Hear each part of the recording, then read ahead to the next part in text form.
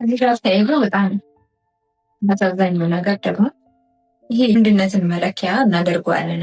ይህንን ውድድር ወንድ የሆንክና ምናምን ወንድነት መለኪያው በእኛ በዲናችን ድብድብ ሆኖ አያውቅም። እንደውም ጀግና ብሎ ማለት ነፍስያውን የተቆጣጠረ ነው የምንባለው። ከባዱ ነገር እሱ ስለሆነ ፈጃተን ተናዶ ሰውን የጎዳ የገደለ ሰው ነፍሱን መቆጣጠር ስላቃተው እኮ ነው።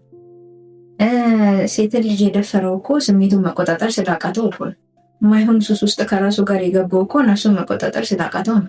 እዛ ጋር ከሚገፋፉት ሌሎች ነገር ተጨማሪ ከቀደር ጋር አሁን እዚህ ጋር ቀደር የራሱን የሚሰራው ስራ አለ። ግን እንደ ሰው ልጅ እያወራ ነው። ምሳሌ ልበላችሁ፣ አንድ ሰው አቅም ኖራችሁ እናንተ ማለት የመምታትም የመግደልም የማሰርም አቅም ኖራችሁ አንድ ሰው ቁጭ ብሎ እየሰደባችሁ እያዋረዳችሁ እየናቃችሁ ምናምን እሱ መታገስ ይቀላል? ለእሱ ታግሱ መልካም ማድረግ ይቀላል ወይስ እሱ መምታት ይቀላል?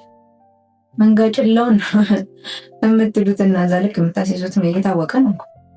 ገባችሁና ነፍስን መቆጣጠር ነው ወንድነትን የሚያሳየው። እውነት ወንድነትማ ከተባለ